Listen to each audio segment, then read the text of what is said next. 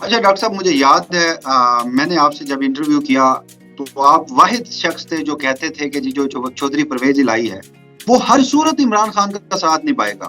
بے شمار ایسی مثالیں میں دے سکتا ہوں کہ پھر ہم نے دیکھا کہ چودھری پرویز الہی آدھی پی ٹی آئی ختم ہو گئی، چودھری پرویز الہی آج بھی عمران خان کے ساتھ کھڑے ہیں. اب کل ایک واقعہ پیش آیا کہ چودھری پرویز الہی صاحب کو خان جو ضمانت ہے وہ ملی، مگر خان صاحب کو نہ چھوڑنے کے جرم میں انہیں آدھے رستے سے ایسے گرفتار کیا گیا جیسے بڑی بدقسمتی سے وہ مناظر تھے کہ جیسے اغوا کیا گیا ہو. ایک بزرگ سیاستدان ہے، پنجاب کے وزیر اعلیٰ رہ چکے ہیں.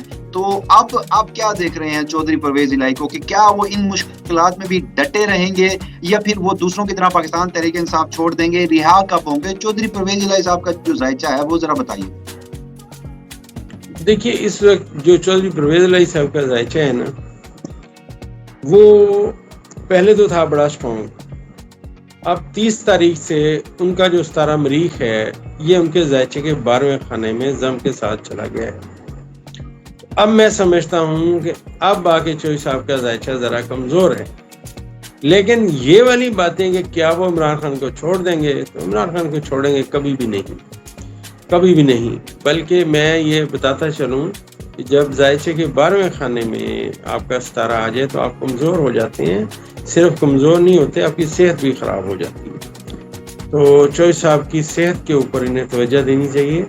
تو چوئی صاحب اس وقت بیمار ہیں، تو ایک بیماری کی صورت میں بھی ان کے وکلاء کو عدالت کو بتانا چاہیے کہ وہ بیمار ہیں، ان کے اوپر دست شفقت ہونا چاہیے، یا کم از کم انہیں ہاسپٹل بھیج دینا چاہیے. یہ بڑی ضروری بات ہے جو میں کرنا چاہتا ہوں. اچھا ڈاکٹر صاحب، ذرا یہ بتائیے گا، کیونکہ میں یہ حوالے اس لیے دے رہا ہوں ناظرین کہ یہ ساری باتیں یہ ماضی میں ڈاکٹر صاحب نے پیشن گوئی میرے ساتھ ہی کر رکھی ہے. ڈاکٹر صاحب ابھی پی ڈی ایم حکومت میں تھی اور آپ نے کہا تھا کہ بس کچھ دیر ہے، یہ دونوں آپس میں پاکستان پیپلز پارٹی اور مسلم لیگ نون، آپ نے بات کی تھی کہ یہ دونوں ایک دوسرے کے پیچھے پڑ جائیں گے اور وہی ماضی والی سیاست اور ایک دوسرے کے گلے پھاڑنے پہ شروع ہو جائیں گے. اور دوسرا آپ نے یہ بھی پریڈکٹ کیا تھا، ذائچے سے دے کے بتایا تھا کہ اب ان لوگوں کی انکوائریاں کھلنے لگ گئیں گی. اب ہم نے دیکھا کہ صورتحال ساری وہیں پر آ پہنچی ہے. Supreme Court of Pakistan NAB ترامیم کے حوالے سے فیصلہ دینے لگی ہے، اور یہ بھی آپ نے بتایا تھا کہ سپریم کورٹ آف پاکستان بھی بڑے دبنگ فیصلے دے گی ستمبر میں. تو اب اگر نیب ترامیم اڑتی ہیں تو ان کے خلاف پھر سے نیب کی انکوائریاں شروع ہو جائیں گی. اب خبر یہ ہے کہ مسلم لیگ نون، نواز شریف نے لندن سے واپس کیا آنا تھا، یہاں کے سارے رہنما لندن واپس آنا شروع ہو گئے ہیں، اور پاکستان پیپلز پارٹی کی ٹاپ جو ٹیئر لیڈرشپ ہے وہ، جب میں آپ سے انٹرویو کر رہا ہوں، وہ دبئی میں مقیم ہے. تو اب کیا دیکھ رہے ہیں آپ مستقبل میں ان دونوں جماعتوں کے خلاف کوئی بہت بڑا شکنجہ سخت ہونے جا رہا ہے، کوئی جیلیں ان کا انتظار کر رہی ہیں؟ دیکھیں جی، اس وقت سب سے زیادہ برا ذائچہ جو ہے نا اپوزیشن میں سے، جو سب سے زیادہ برا ذائچہ اس وقت ہے تو وہ بلاول بھٹو زرداری کا ہے. اس کے ذائچے میں انتہائی کمزور اور ناقص صورتحال ہے، اور بہت ساری باتیں ان کے خلاف اب ثابت ہوں گی. آنے والے وقت میں جو میں نے عرض کیا تھا، میں نے یہیں سے بات کی تھی کہ جب یہ سٹارز یہاں پوزیشن پہ جائیں گے تو یہ ایک دوسرے کے مخالف ہو جائیں گے، کیونکہ اس وقت آنے والے وقت میں ہم نے کہا تھا کہ مریخ اور جو مشتری ہیں ان کی نظرات نحس ہوں گی.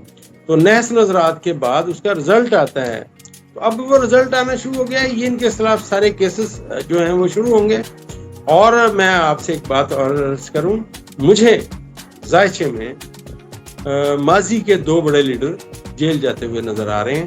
اب کون سے ہیں یہ اب آگے جا کے پتہ چلے گا، جب مریخ برج اکرم میں جائے گا اور یہاں پہ یہ 45 دن گزارے گا.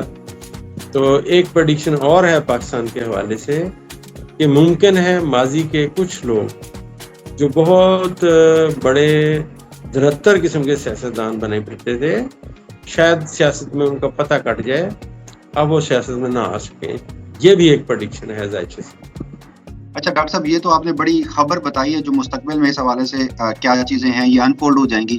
مگر یہاں پر ایک چھوٹا سا میرا سوال ہے، اس کے بعد پھر میں آخری سوال کی جانب بڑھتا ہوں. باتیں ہو رہی ہیں کہ جب پیپلز پارٹی کے اوپر اب ذرا سخت ہاتھ آنے لگا ہے تو انہوں نے بھی کچھ عمران خان صاحب تک اطلاعات پہنچائی ہیں اٹک جیل میں کہ ہمارے ساتھ مل جائیں، مل کے یہ جدوجہد کرتے ہیں. تو آپ کیا سمجھتے ہیں کہ پیپلز پارٹی اور پی ٹی آئی آنے والے وقت میں کبھی اکٹھے مل کر جدوجہد کریں گے اس نظام کے خلاف؟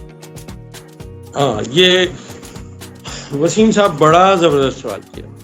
آپ واقعی بڑے مطلب ذہین آدمی ہیں، میں داد دیتا ہوں آپ. دیکھیے عمران خان صاحب کے ذائچے کے پہلے خانے میں نے پہلے بھی عرض کیا مریخ بیٹھا ہوا ہے، اور یہ مریخ میری کیلکولیشن میں بلاول بھٹو زرداری کا ستارہ ہے. ٹھیک ہے. اب ابھی ہم نے تھوڑی دیر پہلے بات کی کہ یہ پھنسنے لگا ہے. جی یہ پھنسنے لگا ہے کیونکہ اس کے ذائچے کے 12ویں خانے میں اس کا ستارہ پہنچ گیا.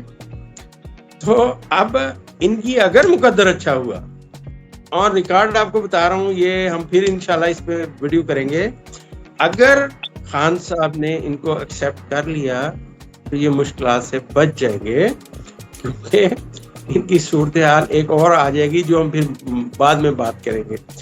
اگر خان صاحب نے ان کو ایکسیپٹ کر لیا یہ بہت حد تک بہتر ہو جائیں گے. اگر خان صاحب نے ایکسیپٹ نہ کیا تو جناب ایک رولر پھرنے لگا ہے، جس کی ہم بات پہلے کر چکے ہیں کہ ماضی کے 2 سیاستدان کم از کم ایسے ہیں جو اب سیاستدان نہیں رہیں گے. ڈاکٹر صاحب آپ نے اشارتاً ان 2 سیاستدانوں کے بارے میں بہت کچھ بتا دیا. ہمارے ناظرین بھی بڑے سمجھدار ہیں. بس اب ذرا ایک آخری سوال ہے آج کی ویڈیو کا. نواز شریف صاحب کی بات کرتے ہیں. اب کل اسحاق ڈار صاحب نے کہا کہ نواز شریف صاحب نے فیصلہ کیا ہے کہ وہ اکتوبر میں ملک واپس آ جائیں گے اور نواز شریف وزیر اعظم بنیں گے اور ملک کی معیشت کو ٹھیک کریں گے. ذرا نواز شریف صاحب کے بارے میں بتائیں، مستقبل ان کا کیا ہے؟ ٹھیک ہے جی، نواز شریف صاحب جیل نہیں جا سکتے، ٹھیک ہے نا، نہ وہ جانا چاہتے ہیں. یہ اصل میں ایک بات آپ کو سمجھاتا چلوں، جو کوئی جنرل سٹور ہو، دنیا کی کوئی دکان ہو، دنیا کوئی فیکٹری ہو، آپ اس کو وزٹ کریں، بہت ساری چیزیں ایسی ہیں جو وہاں استعمال ہی زندگی میں ایک آدھ دفعہ ہوتی ہیں، لیکن وہ رکھنی پڑتی ہیں. جنرل سٹور میں بہت سارے آئٹم ایسے ہوتے ہیں جو بکتے نہیں ہیں لیکن وہ رکھنے پڑتے ہیں، شاید کبھی اس کا گاہک آ جائے.